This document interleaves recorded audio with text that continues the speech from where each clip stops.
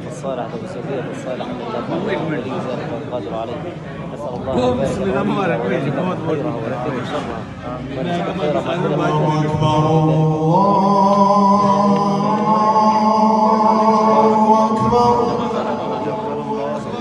زواجا مباركا ويرزقكم السعادة والفرحة والسرور ويجعل بينكم الذرية الصالحة يا رب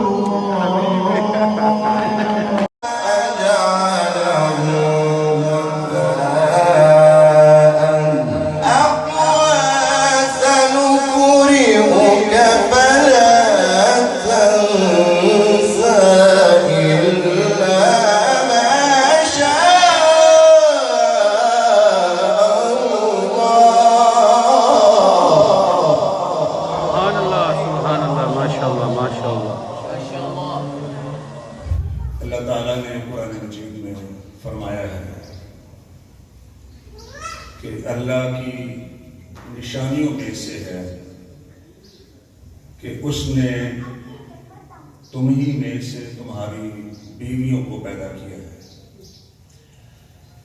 یعنی انسانوں کے جوڑے بنائے اور ایک صنف کا دوسری صنف انسانیت کے ساتھ جو حلال اور جائز رشتہ ہے اسی اللہ تعالیٰ نے بیان فرمایا۔ ایک مرد اور عورت کا جو تعلق ہے وہ صرف اور صرف نکاح کی بنیاد پر جائز ہے۔ قدیم زمانوں میں لونڈیوں کا تصور بھی تھا، اب عملی طور پر دنیا کی قوانین کے مطابق کسی کو غلام نہیں بنایا جا سکتا، اس لیے عملی طور پر اب دنیا میں لونڈیاں اور غلام موجود نہیں ہیں۔ تو اس لیے صرف ایک رشتہ ہے مرد اور عورت کا، وہ خاوند اور بیوی کا نکاح کے ذریعے سے قائم ہونے والا رشتہ ہے۔ اور اس موقع پر جو خطبہ پڑھا جاتا ہے، ایک تو وہ ہے جو مسنون خطبہ ہے جو آپ خطبہ جمعہ کے اندر بھی خطبہ اعظام سے علماء کرام سے سنتے ہیں، ان الحمد للہ نحمدہ ونستعینہ ونستغفرہ، آخر تک یہ خطبہ سنتے ہیں۔ اس خطبے میں 3 مقامات ایسے ہیں جو قرآن مجید سے تلاوت کی جاتے ہیں۔ آیات تو 4 بنتی ہیں، لیکن چونکہ حدیث میں 3 کہا گیا ہے تو اس سے مراد یہ ہے کہ 3 مقامات ہیں۔ اس میں پہلا مقام سورۃ آل عمران کا ہے، یا ایھا الذین آمنوا اتقوا اللہ حق تقاتہ ولا تموتن الا وانتم مسلمون۔ اے ایمان والو، اللہ سے ڈرو جیسا کہ اس سے ڈرنے کا حق ہے، اور نہ مرنا مگر مسلمان ہو کر۔ اب کون شخص ہے جو حق ادا کر سکتا ہو ڈرنے کا؟ وہ تو کوئی بھی نہیں کر سکتا۔ اس لیے اللہ تعالیٰ نے دوسرے مقام پر فرمایا فاتقوا اللہ ما استطعتم، اللہ کا تقوی اختیار کرو جتنی تمہارے اندر طاقت ہے، یعنی حتی الامکان کوشش کرو کہ اللہ کی نافرمانی نہ ہو، اور پوری کوشش کرو کہ اللہ تعالیٰ نے جو حکم دیا ہے اس پر عمل کرو۔ قرآن مجید میں یہ جو آیت کریمہ ہے کہ وما آتاکم الرسول فخذوہ وما نہاکم عنہ فانتہوا، اس سے ملتی جلتی ایک حدیث بھی جس میں نبی علیہ الصلوۃ والسلام نے فرمایا کہ میں جو تمہیں حکم دیتا ہوں اس کو لے لو، جس سے منع کرتا ہوں اس سے رک جاؤ۔ ما نہیتکم عنہ فانتہوا، جس سے منع کروں اس سے باز آ جاؤ، اور جو تمہیں حکم دوں اس پر عمل کرو ما استطعتم، جتنی بھی تمہارے اندر طاقت ہے۔ تو خاندانی زندگی میں پوری کوشش کرنی ہے کہ اللہ کے حکام کی اطاعت کی جائے، آئلی زندگی میں اس کی نافرمانی سے بچا جائے۔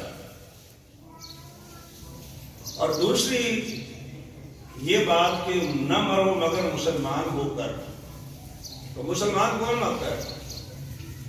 جو اسلام پر چلتا ہو، اس لیے کہ کسی بھی شخص کو علم نہیں ہے کہ کہاں اس کی موت واقع ہوگی، کب ہوگی. اور اگر ہم کبھی مسلمان ہوتے ہوں اور کبھی مسلمان نہ ہوتے ہوں، مسجد میں مسلمان ہوں، شادی حال میں مسلمان نہ ہوں، مسجد میں مسلمان ہوں، دکان پہ مسلمان نہ ہوں، بازار میں اسلام سائٹ پہ رکھا ہوا ہے، تو اسلام پر مرنے کے لیے ضروری ہے کہ مومن ہر وقت مسلمان ہو اور اسلام کے مطابق چلنے کی پوری کوشش کرے. پھر جس وقت بھی آ جائے اسلام پر آئے گی. وَلَا تَمُوتُنَّ إِلَّا وَأَنْتُمْ مُسْلِمُونَ. دوسری آیت کریمہ سورۃ النساء کی ہے. پہلی آیت یا ایھا الناس اتقوا ربکم الذی خلقکم من نفس واحدہ وخلق منها زوجها وبث منهما رجالا كثيرا ونساء. فرمایا لوگوں اپنے رب سے ڈرو جس نے تمہیں ایک جان سے پیدا کیا ہے، یعنی حضرت آدم علیہ السلام سے پیدا کیا، اور پھر ان سے ان کی بیوی کو پیدا کیا. حضرت آدم علیہ السلام کی بائیں پسلی سے حضرت حوا کو اللہ تعالی نے پیدا کیا، اور اس کے بعد پھر ایک مرد اور عورت سے دنیا کے اندر بے شمار مردوں کو پھیلا دیا، عورتوں کو پھیلا دیا، یعنی انسانوں کو دنیا کے اندر پھیلا دیا. لیکن ایک سبق دیا یہاں پر، فرمایا وَاتَّقُوا اللَّهَ الَّذِي تَسَاءَلُونَ بِهِ. اس اللہ سے ڈرو جس کے نام کے واسطے سے تم سوال کرتے ہو، جس کے نام کے واسطے سے اس سے التجا کرتے ہو، اپنی گزارشات پیش کرتے ہو. اللہ کا تقوی بھی اختیار کرو. والارحام، اور رشتوں کے معاملے میں بھی ڈر جاؤ، یعنی قطع رحمی سے ڈرو، رشتوں ناطوں کو توڑنے سے بچ جاؤ. یہ جو علماء سے آپ سنتے ہیں کہ تمام حلال کاموں میں سے ناپسند عمل طلاق کا ہے، وہ کیوں ہے؟ کہ بلا وجہ رشتہ ختم نہیں کیا جائے گا، چونکہ ملانے کا حکم ہے، توڑنے کا حکم نہیں ہے. اور فسادیوں کا طریقہ یہ ہے کہ جس کو اللہ نے ملانے کا حکم دیا وہ اس کو کاٹتے ہیں، توڑتے ہیں. الذين ينقضون عهد الله من بعد ميثاقه ويقطعون ما امر الله به ان يوصل. جس کو اللہ نے ملانے کا حکم دیا اس کو وہ کاٹتے ہیں، اور ساتھ یہ فرمایا کہ وہ زمین میں فساد برپا کرتے ہیں. اس کا مطلب یہ ہے کہ رشتہ داروں سے تعلق ٹھیک نہیں ہوگا تو زمین میں خرابی پیدا ہوگی، زمین کے اندر فساد پیدا ہوگا.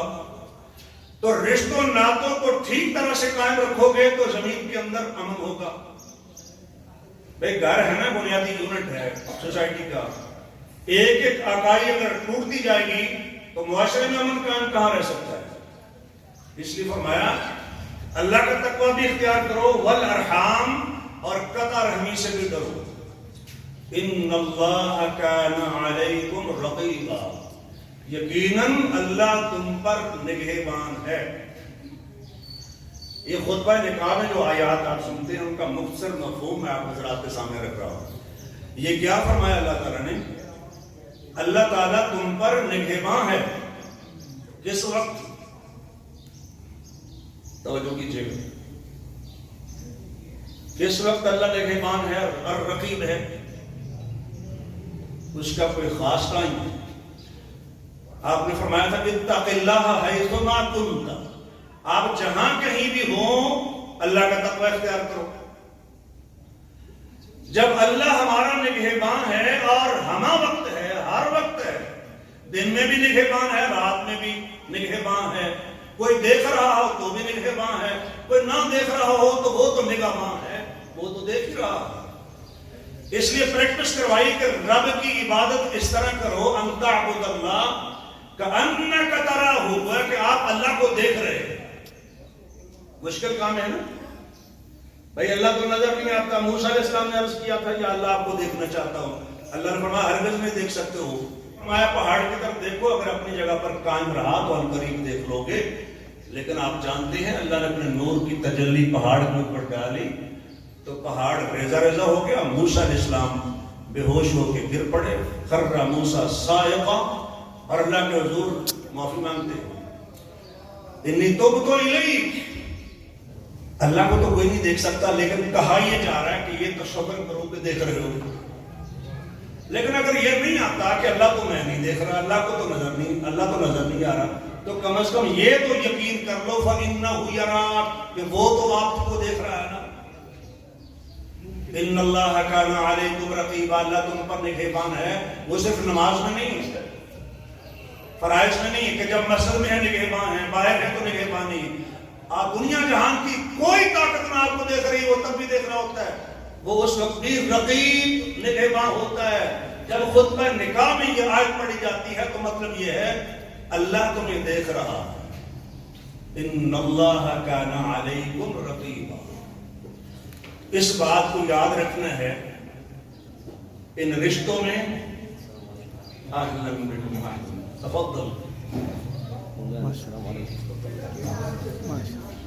ماشاء اللہ، اہلا بکم، بارک اللہ فیک. وہ تمہیں دیکھ رہا ہے. چلتے ہیں ہمارے معاشرے میں بہت سے مسائل، ساس بہو کے مسائل ہیں، پھر گھر کی تقسیم کے حوالے سے کچھ چیزیں چوری چھپے چلتی ہیں. اس کو نہ پتہ چلے، اس کو نہیں معلوم ہونا چاہیے، دوسرے بھائی کو پتہ نہیں چلنا چاہیے، بہن کو معلوم نہیں ہونا چاہیے، فلاں کو پتہ نہیں چلنا چاہیے. میں اپنی بیوی کے ساتھ یہ معاملہ کر رہا ہوں، ماں کو پتہ نہیں چلنا چاہیے، یا اس طرح کی چیزیں. ان اللہ کان علیکم رقیبا، یقیناً اللہ تم پر نگہبان. وہ الرقیب ہے. تفہم الشیخ الردیہ تفہم شیخ ليس شوشة؟ طيب. الرقيب، اللہ الرقیب، ان اللہ كان عليكم رقيبا. اس لیے یہ دوسرا مقام ہے. تیسرا مقام بیان کر کے اجازت سے آؤں گا. یا ایھا الذین آمنوا اتقوا اللہ، اے ایمان والو اللہ سے ڈرو. وقولوا قولا سدیدا، سیدھی بات کیا کرو. یعنی ایک تو یہ ہے کہ سچی بات کرو، سیدھی کھری بات کرو. اب ہمارے یہاں کیا چلتا ہے معاملہ کہ رشتہ داریوں کے معاملات میں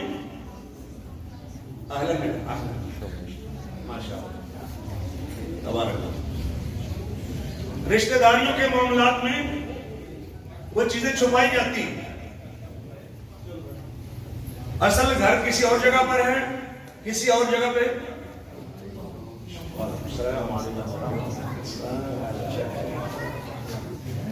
وقتی طور پر مکان کرائے پہ لیا اور وہاں شادی کی اور چند مہینے وہاں ٹھہرے اور پھر آگے اپنی اثر پر. لوگوں، ایمان والو اللہ سے ڈرو. وقولوا قولا سدیدا، سیدھی بات کیا کرو. کیا فائدہ ہوگا؟ یہ تو جو ہے جی ماشاء اللہ شیخ القاری المقری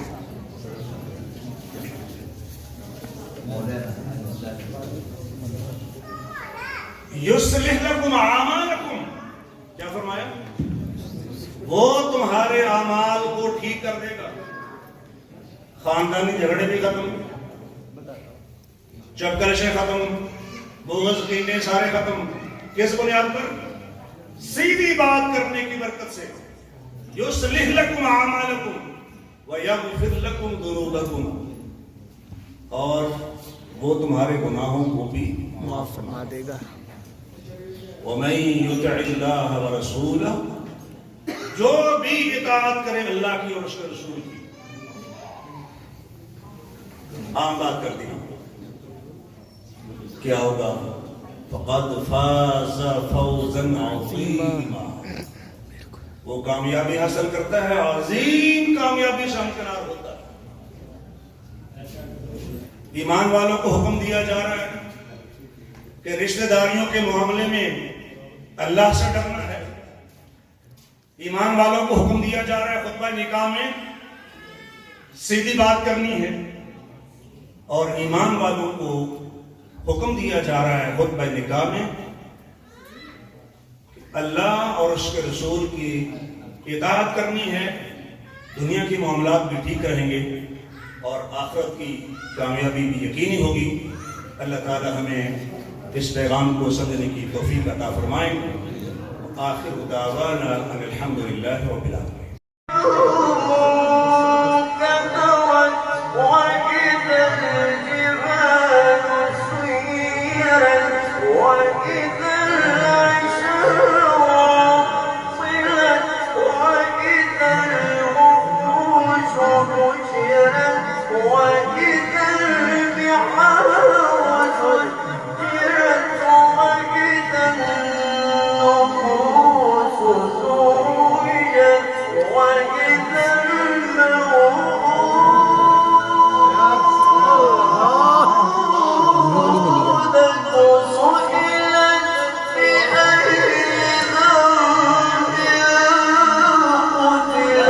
ما شاء الله، سبحان الله، ما شاء الله، اللهم بارك.